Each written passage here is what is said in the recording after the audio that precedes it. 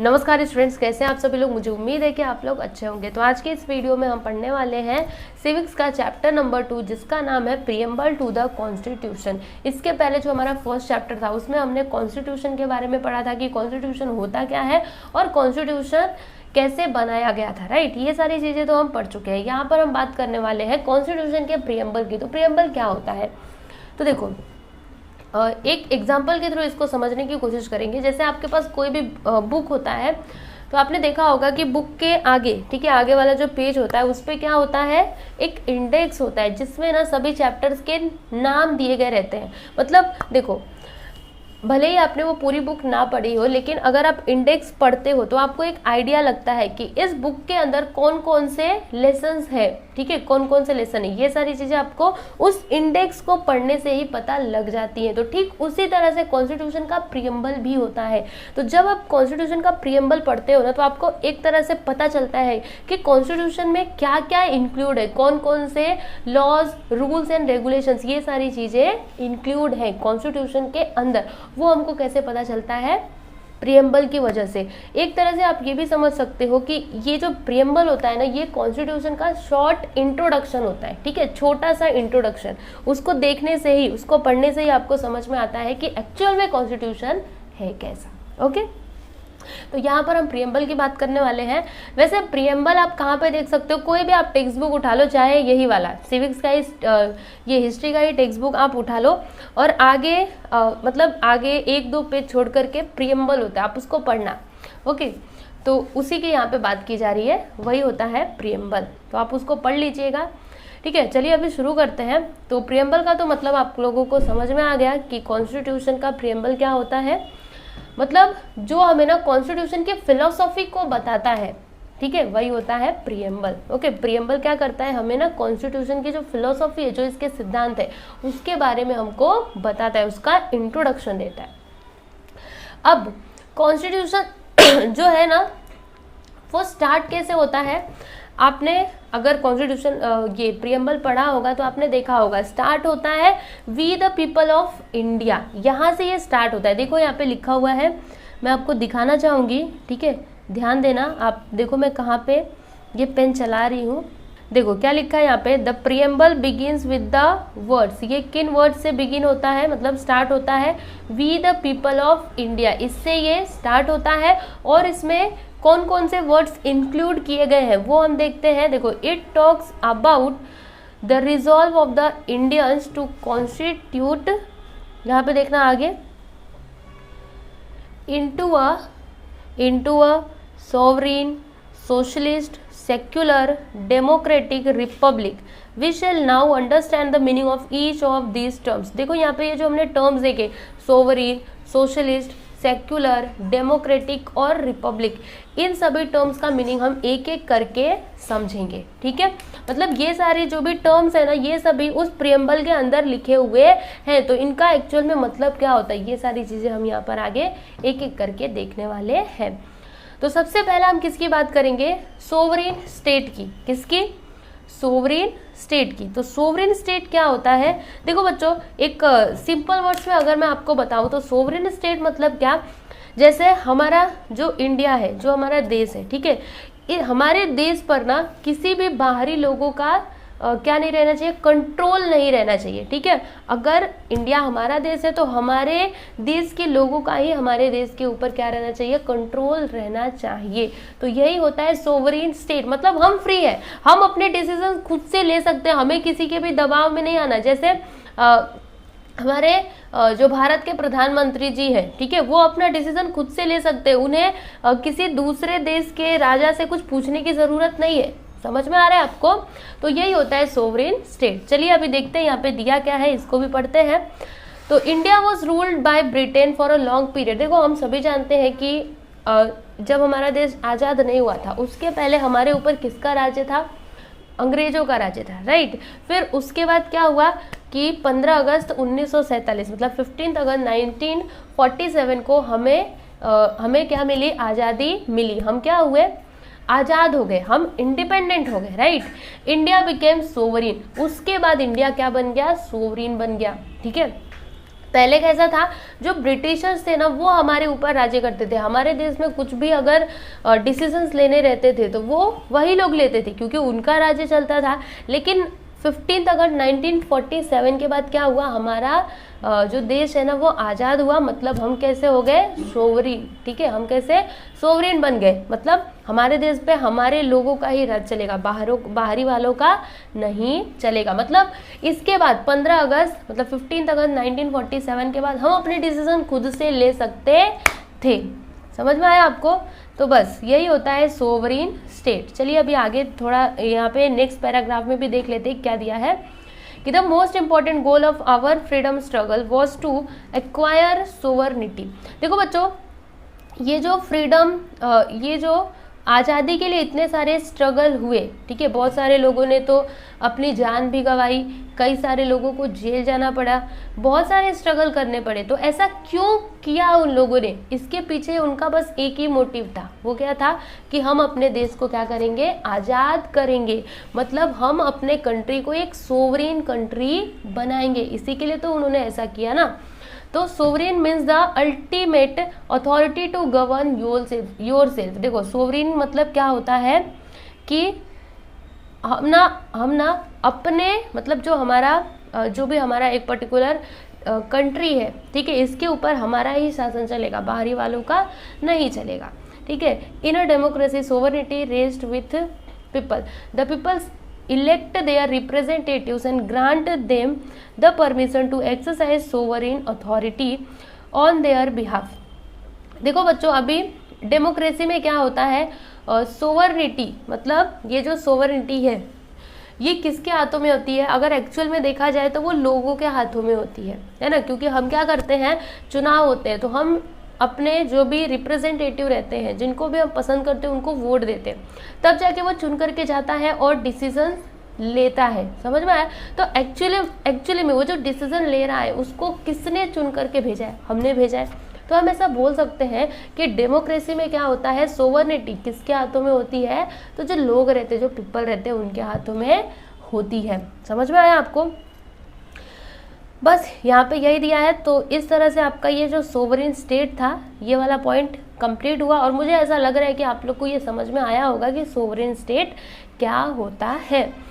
चलो अभी नेक्स्ट हम किसकी बात करने वाले हैं बच्चों? सोशलिस्ट स्टेट की। देखो यहाँ पे बार बार मैं आपको स्टेट बोल रही हूँ, तो स्टेट मतलब आप ये मत समझना कि कोई एक पर्टिकुलर स्टेट की मैं बात कर रही हूँ, जैसे यूपी, बिहार या फिर महाराष्ट्र में, ऐसे स्टेट की बात नहीं कर रही हूँ। यहाँ पे स्टेट का मतलब ना कंट्री से है।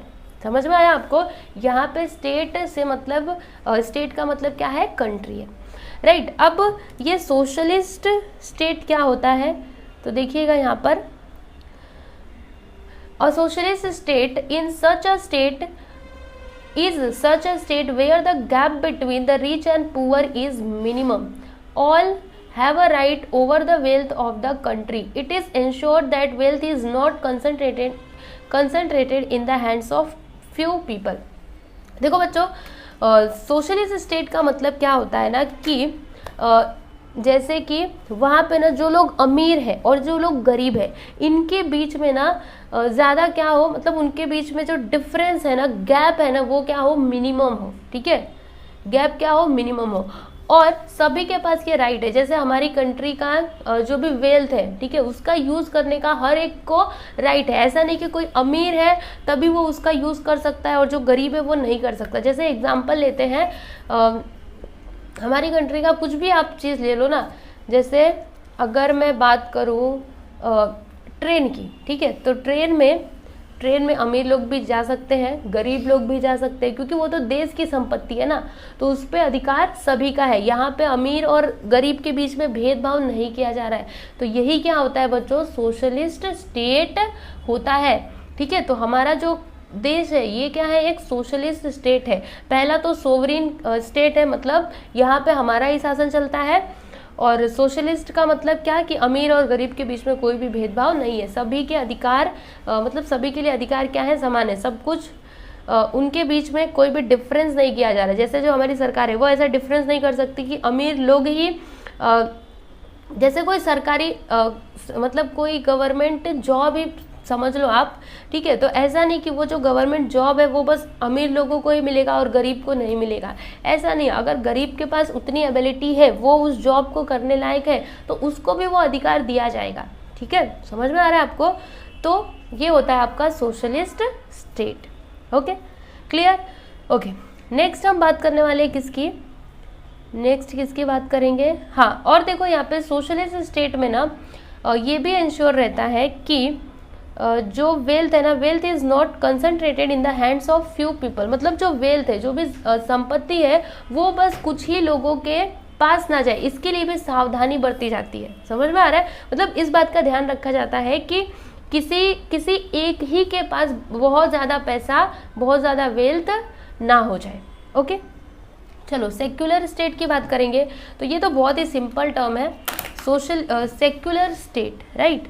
सेक्युलर स्टेट, तो इसका मतलब क्या होता है बच्चों ना, कि ये जो मतलब जो रिलीजन्स है ना, किसी भी एक रिलीजन को ज़्यादा महत्वपूर्ण नहीं माना जाता, ज़्यादा इम्पोर्टेंस नहीं दी जाती हमारे गवर्नमेंट की तरफ से। ओके, यहाँ पे सभी धर्मों के लोग क्या होते हैं? समान होते हैं। सोशलिस्ट सेक्युलर स्टेट में, हमारा देश क्या है? एक सेक्युलर स्टेट है ना, यहाँ पे सभी धर्मों को एक समान माना जाता है, किसी को भी बड़ा या फिर छोटा नहीं माना जाता। तो बस इसमें यही दिया है कि the preamble states secularism as one of our goals, है ना। ये जो सेक्युलरिज्म है, ये भी हमारा एक गोल है, right? In a secular state all religions are considered as equal. देखो जो सेक्युलर स्टेट होता है, सेक्युलर स्टेट मतलब क्या? जहाँ पे सभी धर्मों को समान माना जाता है, किसी के साथ भी भेदभाव नहीं किया जाता। No one religion is considered to be the state religion, मतलब किसी भी एक रिलीजन को स्टेट मतलब देश का रिलीजन नहीं बनाया जा सकता। समझ में आया? The citizens are free to follow their own religion, और जो सिटीजन है मतलब जो भी भारत के नागरिक है, वो लोग अपने खुद के रिलीजन को फॉलो करने के लिए फ्री है। मतलब अगर आप हिंदू हो तो हिंदू का जो धर्म होता है, ठीक है, उसको आप फॉलो कर सकते हो। ओके, इस तरह से। Then state can not discriminate among citizens on the basis of religion, और जो स्टेट है मतलब जो हमारी गवर्नमेंट है, वो धर्म के आधार पर किसी भी नागरिक के साथ भेदभाव नहीं कर सकती। तो ये होता है सेक्युलर स्टेट, है ना। एक एक पॉइंट आप समझते जाइएगा। सोवरनिटी हमने समझी, फिर socialist state and secular state. Okay, अब नेक्स्ट हम बात करने वाले हैं डेमोक्रेटिक स्टेट की। तो डेमोक्रेटिक स्टेट क्या होता है, ठीक है, ये प्रीएम्बल में ये सारे टर्म्स हैं, ठीक है। तो देखो हर चीज़ की हमको डिटेल में जानकारी मिल रही है। तो डेमोक्रेटिक स्टेट क्या होता है, पहले मैं इसको टिक कर देती हूँ। In a democracy the sovereign power is in the hands of the people. देखो बच्चों, डेमोक्रेसी में क्या होता है, ऊपर हमने देखा था वही यहाँ पे दिया है, ठीक है, ये पहले ही हमको पढ़ने के लिए मिल गया, फिर भी मैं आप लोग को बताती हूँ। डेमोक्रेसी में क्या होता है कि सोवरनिटी, ठीक है, सोवरेन पावर किसके हाथ में होती है? लोगों के हाथों में होती है ना। क्योंकि मैंने अभी अभी आपको बताया, क्योंकि हम वोट देते हैं, अपने रिप्रेजेंटेटिव को खुद से चुनते हैं, हम पे कोई दबाव नहीं बना सकता, हमारी मर्जी, हम चाहे जिसको वोट दें, चाहे जिसको पहुंचाए सरकार में, है ना, वो तो हमारी मर्जी है। तो डेमोक्रेसी में क्या होता है, एक्चुअल में अगर देखा जाए तो सोवरेन पावर किसके हाथों में होती है बच्चों? हमारे ही हाथों में होती है, लोगों के हाथों में होती है ना। जब तक हम उस इंसान को चुन करके नहीं भेजेंगे तब तक वो डिसीजन नहीं ले पाएगा, और हम उसी इंसान को चुन करके भेजेंगे जिसको हमें लगेगा कि हाँ ये हमारे लिए अच्छा निर्णय ले सकते हैं, उन्हीं को हम चुन करके भेजेंगे, है ना। तो एक्चुअल में पावर किसके हाथों में है? लोगों के हाथों में। बस यही होता है आपका डेमोक्रेसी। तो हमारे इंडिया क्या है, एक डेमोक्रेटिक स्टेट है ना। यहाँ पर चुनाव होते हैं, ऐसे ही कोई चुन करके चला जाता है क्या? नहीं, यहाँ पे क्या होते हैं, चुनाव होते हैं, तब जाके हम उनको क्या करते हैं, वोट देते हैं, फिर वो जाते हैं और हमारे लिए डिसीजंस लेते हैं, है ना। चलो देखो यहाँ पे ये दिया है कि government makes decisions and draw policies in keeping with the people's wishes. ठीक है, हमने उनको चुन करके भेजा है तो गवर्नमेंट डिसीजंस लेगी। कैसे डिसीजन लेगी? जो हमारे लिए क्या होगा, अच्छा होगा, है ना।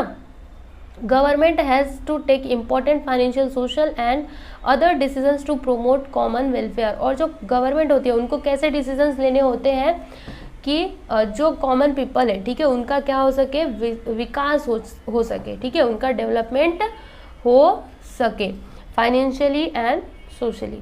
Okay, all the people are not able to come together and take such decisions on day to day basis. अभी देखो बच्चों, इसको आप समझना, ठीक है। जैसे अभी अभी मैंने आप लोग को बताया कि हम क्या करते हैं, अपने रिप्रेजेंटेटिव को चुनते हैं और वो हमारे लिए डिसीजन लेते हैं। तो ऐसा क्या जरूरी है? क्या हम खुद से डिसीजन नहीं ले सकते? तो अगर हमें खुद से डिसीजन लेना हुआ तो क्या करना पड़ेगा? सब लोगों को इकट्ठा होना पड़ेगा। अब ये रोज एक दिन अगर इकट्ठा होना है तो चलो भाई सब लोग इकट्ठा हो जाएंगे, लेकिन रोज रोज को इकट्ठा हो पाएगा? बोलो, नहीं हो पाएगा। इसीलिए तो इलेक्शन होते हैं और फिर उनको अपने मतलब लोग रहेंगे, वो क्या बोलेंगे कि हमारी तरफ से ये आदमी जाएगा, ठीक है। तो वो जो डिसीजन लेगा वो इनकी तरफ से ले रहा है। समझ में आया आपको? तो इसलिए इलेक्शंस होते हैं, क्योंकि रोज रोज लोग इकट्ठा नहीं हो सकते ना। तो वही एक फिक्स पीरियड रहता है, हर 5 साल के बाद इलेक्शन होते हैं, आप सभी को पता है।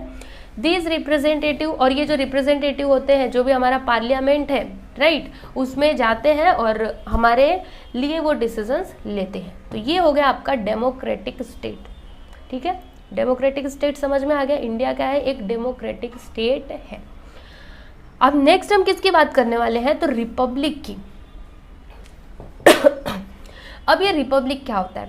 तो along with being a democracy we are a republic. All people positions in a republic are elected by the people. No public position is occupied on the basis of hereditary succession. अच्छा बच्चों देखो, अभी Republic क्या होता है? तो हमारा India क्या है? एक रिपब्लिक स्टेट है, ठीक है। कैसे? देखो, रिपब्लिक मतलब क्या ना, कि जो हमारे जो भी क्या है, हाँ, जो भी पब्लिक पोजीशंस हैं, ठीक है, वहाँ पर अगर हमको मतलब पब्लिक पोजीशन जो है वहाँ पर वही आदमी जाएगा जिसको हम चुन करके भेजेंगे। ऐसा नहीं होगा कि वो जैसे पहले क्या होता था, जैसे एक राजा रहते थे, ठीक है, तो वो राजा, अभी वो राजा है, ठीक है, तो उन राजा के बाद उस देश का राजा कौन बनेगा? उनका बेटा। फिर राजा कौन बनेगा? उनका बेटा। तो ऐसे क्या एक वंश चला आता था, मतलब एक ही परिवार के लोग क्या बनते थे? राजा बनते थे, शासन करते थे। लेकिन अब ऐसा होता है क्या? नहीं होता है। रिपब्लिक में क्या होता है ना, कि ये जो भी पब्लिक पोजीशंस है, इन पर कौन बैठते हैं? जिनको हम चुन करके भेजते हैं। ये कोई वंश से नहीं चला आ रहा है, ठीक है, ये हेरेडिटरी है ना, ये हेरेडिटरी नहीं है। हेरेडिटरी का मतलब क्या होता है ना, कि वंश, ठीक है। तो ऐसा यहाँ पे नहीं होता है। तो यही होता है रिपब्लिक। ओके, रिपब्लिक देखो यहाँ पे दिया गया है कि no public positions is occupied on the basis of hereditary succession. Okay, अब ये पब्लिक पोजीशंस कौन कौन से हैं? तो यहाँ पे देख लीजिए, प्रेसिडेंट, ठीक है, प्रेसिडेंट अगर चुनना होता है तो क्या वो, जैसे अभी जो प्रेसिडेंट है, क्या उनका बेटा दोबारा से प्रधानमंत्री बनेगा? नहीं नहीं, हम जिसको चुन करके भेजेंगे वही बनेगा, ठीक है। फिर उसके बाद प्राइम मिनिस्टर का पोजीशन बोलो, फिर गवर्नर का, chief minister and the mayor और सरपंच, ठीक है, इन सभी को कौन चुन करके भेजते हैं? हम चुन करके भेजते हैं। वो वंश परंपरा से ऐसा नहीं चलता है कि उनका बेटा बनेगा, उनका बेटा, अभी सरपंच है तो उनका बेटा ही सरपंच बनेगा। अगर गांव के लोग उनको चुनाव में जिताएंगे तो वो बिल्कुल बन सकता है, लेकिन अगर गांव के लोग नहीं उसको चुनेंगे, ठीक है, तो वो नहीं बन सकता।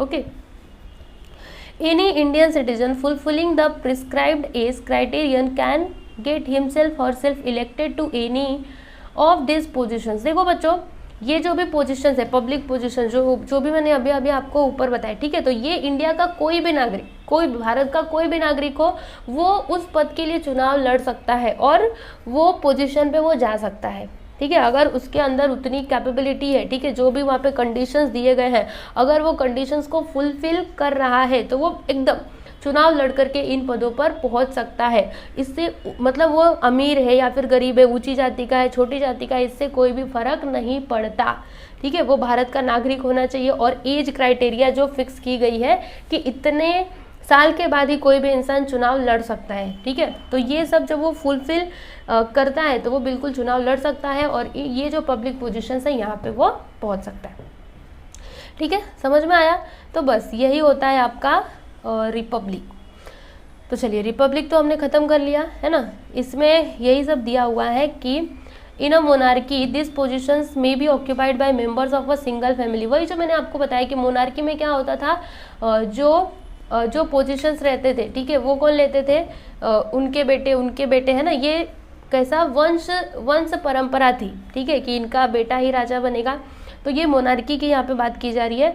And the preamble has guaranteed the Indian citizens three values of justice, liberty and equality.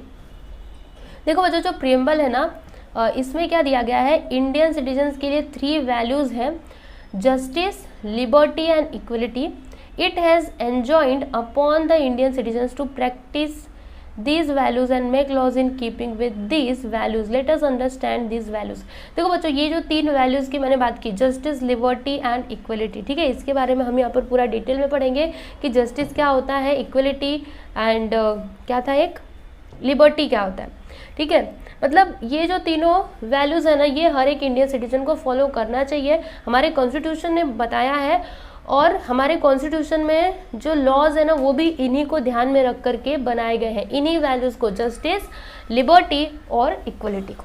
Okay, तो जस्टिस क्या होता है, बहुत ही सिंपल है। जस्टिस मतलब क्या होता है, न्याय, ठीक है। अन्याय से किसी के साथ अन्याय हो रहा है तो उसके साथ अन्याय ना होने देना, उसके साथ न्याय करना, ठीक है।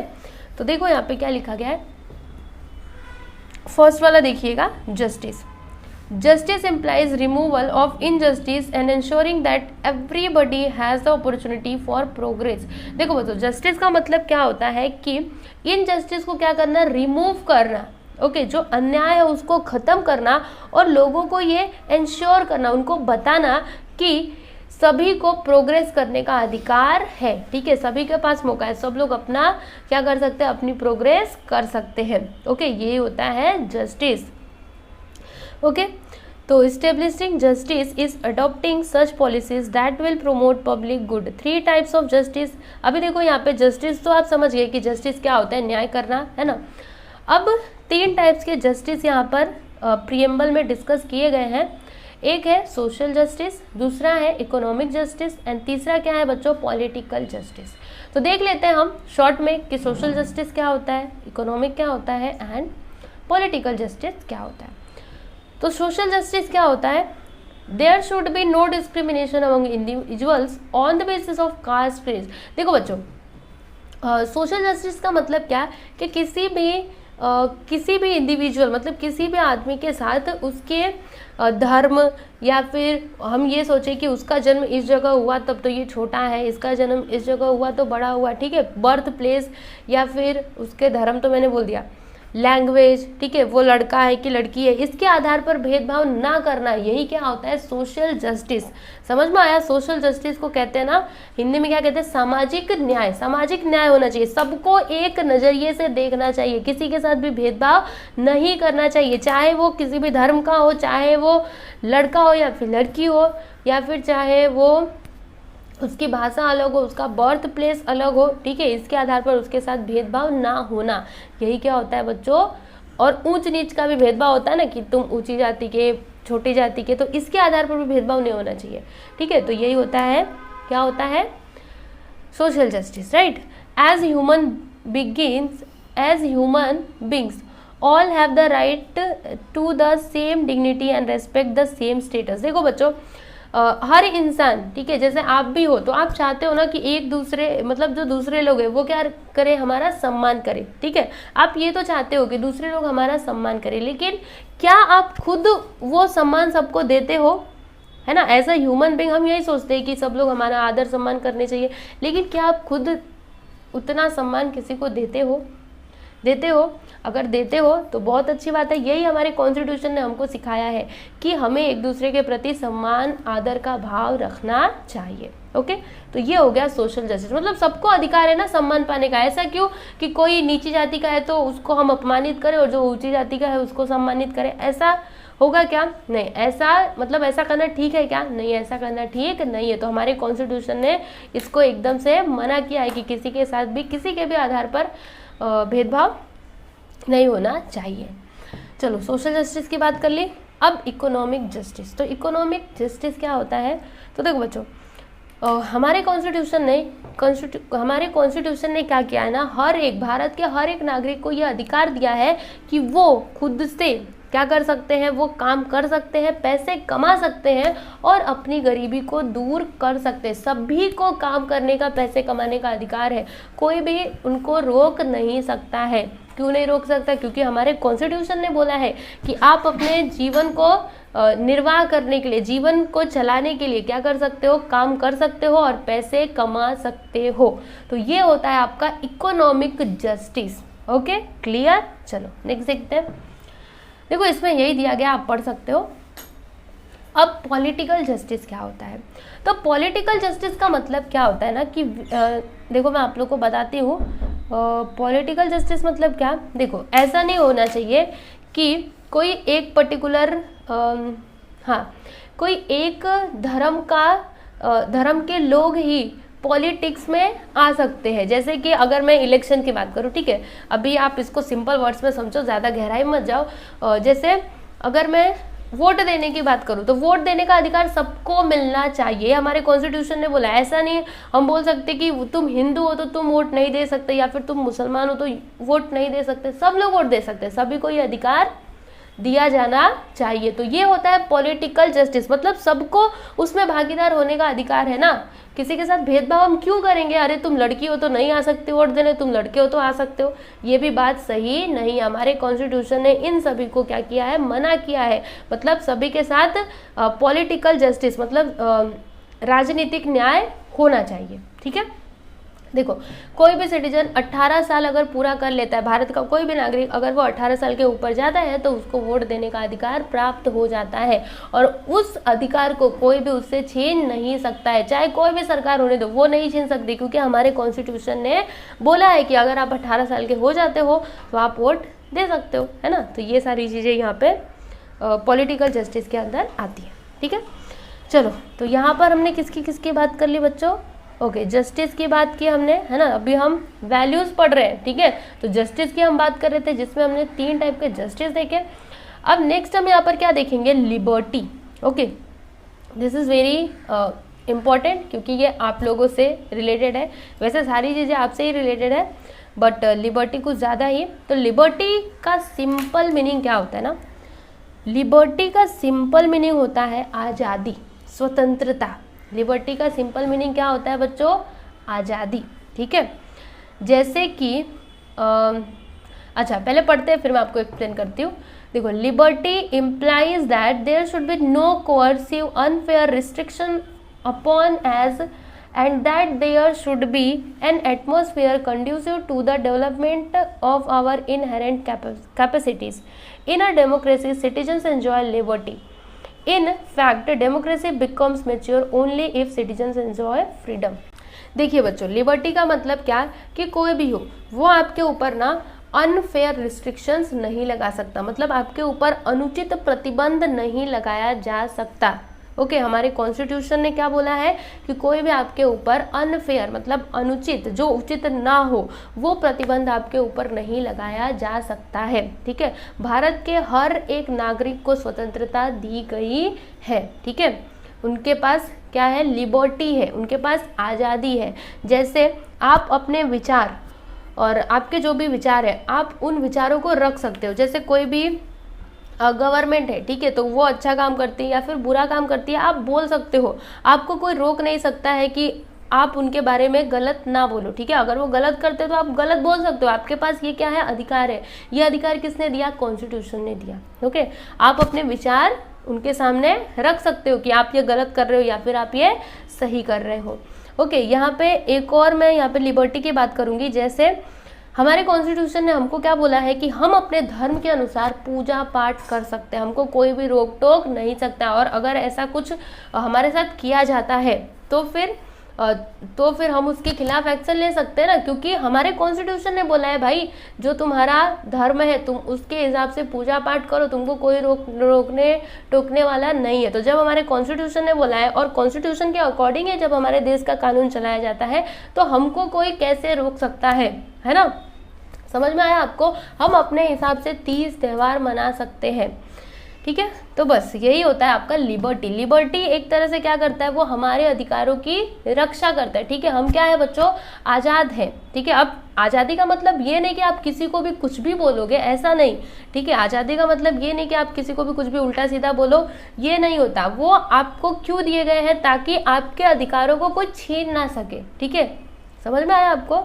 ओके, तो ये तो लिबर्टी आप समझ गए होंगे। चलो नेक्स्ट यहाँ पे हम बात करने वाले इक्वलिटी की। इक्वलिटी मतलब क्या, समानता। इक्वलिटी मतलब क्या होता है, इक्वल मतलब क्या होता है, बराबर, है ना। इक्वल का साइन लगाते हो ना, बराबर, ठीक है। तो वही है आपका इक्वलिटी। मतलब भारत के हर एक नागरिक सरकार की नज़रों में क्या है, समान है। सभी को इक्वल अपॉर्चुनिटी मिलनी चाहिए कोई भी काम करने का। जैसे कि अगर मैं पॉलिटिक्स की बात करूं, ठीक है, तो पॉलिटिक्स में किसी के साथ भेदभाव नहीं किया जा सकता कि आप अमीर हैं तभी आप चुनाव में आ सकते हैं, या फिर आप गरीब है तभी आ सकते हैं, ठीक है। वैसे ही वोट देने के अधिकार की अगर मैं बात करूं तो वो सभी के पास है ना, सभी को समानता का अधिकार है, सभी को इक्वल अपॉर्चुनिटीज मिलनी चाहिए। ओके, देखो यहाँ पे यही दिया गया है कि the preamble guarantees the Indian citizens an equality of status and opportunity. मतलब सब लोग समान है और सभी को इक्वल अपॉर्चुनिटीज, समान अपॉर्चुनिटीज दी जानी चाहिए, ऐसा हमारे प्रीएम्बल ने बताया है, ठीक है। इसका मतलब क्या हुआ, देखो यहाँ पे वही मीनिंग दिया है जो मैंने आपको बताया। एक बार आप पढ़ लोगे ना, आपको समझ में आ जाएगा। देखो, it means that all have equal human status. मतलब हर एक आदमी, हर एक ह्यूमन बीइंग क्या है, समान है। And there will be no discrimination, और उनके बीच में भेदभाव नहीं होगा on the based of caste, creed, race, sex, people, place of birth etcetera, ठीक है। इन चीज़ों के आधार पर उनके साथ भेदभाव नहीं होना चाहिए। The guarantee of equal status means not to discriminate between people in terms of high, low, superior, inferior. Okay, देखो, the guarantee of equal status मतलब क्या होता है कि नॉट टू डिस्क्रिमिनेट। डिस्क्रिमिनेट का मतलब क्या होता है ना, भेदभाव करना, ठीक है। किसी के साथ भी अमीर, गरीब, बड़ा, छोटा, सुपीरियर, इन्फीरियर, इसके बेस पर उसके साथ भेदभाव नहीं किया जा सकता। The preamble has given great importance to equality of opportunity as well. Okay, all कहाँ गया, okay, all the preamble to our constitution refers to, अच्छा यहाँ पे all, okay, ये यहाँ पे क्या है, एक minute, the preamble has given great importance to equality of opportunity as well. all, okay, ऊपर दिया गया है कि all will get the opportunities for development without any discrimination. मतलब सभी को क्या है, मतलब सभी को अधिकार है, ठीक है। उन सभी लोगों को, भारत के जितने भी नागरिक है, सभी को अपॉर्चुनिटी दी जानी चाहिए कि वो अपना डेवलपमेंट कर सके विदाउट एनी डिस्क्रिमिनेशन। मतलब उनके साथ भेदभाव नहीं होना चाहिए, ठीक है। क्लियर हो गया आपको? ओके, अब यहाँ पे आगे क्या दिया गया है, देखो यहाँ पे एक और, यहाँ पे क्या है कि the preamble to our constitution refers to unique ideal और principle, it is the goal of promoting fraternity among. अब देखो बच्चों, यहाँ पे लास्ट में क्या आता है ना, फ्रैटर्निटी, ठीक है। यहाँ पे आपने क्या क्या पढ़ा, सोवरेन स्टेट पढ़ा, राइट, ये सब हमने ऊपर देखा, सोवरेन, सोशलिस्ट स्टेट, फिर हमने क्या देखा था, सेक्युलर स्टेट, डेमोक्रेटिक स्टेट, है ना, हमारे इंडिया क्या है, एक डेमोक्रेटिक स्टेट है। फिर रिपब्लिक देखा। अब रिपब्लिक में भी हमने इसमें क्या देखा, 3 वैल्यूज देखे, जस्टिस, फिर जस्टिस के टाइप्स देखे, राइट। उसके बाद हमने यहाँ पर क्या देखा, लिबर्टी।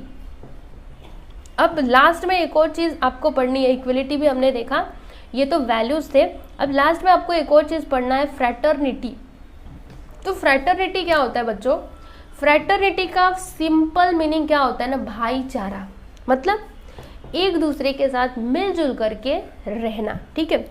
जो हमारे कॉन्स्टिट्यूशन बनाने वाले थे, वो लोग क्या विश्वास रखते थे कि भले ही हम चाहे कितने भी कानून बना दे, कितने भी रूल्स एंड रेगुलेशंस बना दे, कोई भी हम सोशल जस्टिस ला दे, ठीक है, न्याय का बोले या फिर इक्वलिटी का बोले, ठीक है, हम चाहे ये कितने भी बना दे, लेकिन ये सभी तभी फॉलो हो पाएंगे, ठीक है। सब तब मतलब जो हमारा देश है वो तभी अच्छे से चल पाएगा जब लोगों के बीच में क्या हो, फ्रैटर्निटी, मतलब भाईचारा हो। सही बात है ना। कितने भी कानून बना दो, कुछ भी बना दो, लेकिन अगर लोग ही आपस में लड़ेंगे तो उन सभी का क्या फायदा, कोई उनको फॉलो ही नहीं करेगा ना। समझ में आ रहा है? तो वो लोग क्या विश्वास रखते थे कि हम चाहे कितने भी लॉज एंड रेगुलेशंस, कुछ भी रूल्स एंड रेगुलेशंस बना दे, लेकिन फिर भी जब तक लोगों में क्या नहीं होगा, भाईचारा, फ्रेटर्निटी नहीं होगी, तब तक हमारे देश का विकास नहीं हो सकता। इसीलिए हमारे कॉन्स्टिट्यूशन में किसको इंक्लूड किया गया बच्चों? तो फ्रेटर्निटी को इंक्लूड किया गया है, मतलब भाईचारे को। ठीक है, तो इसके आगे का आप खुद से पढ़ सकते हो और समझ सकते हो, बस इसमें यही था। वैसे एक बार पढ़ लेते हैं।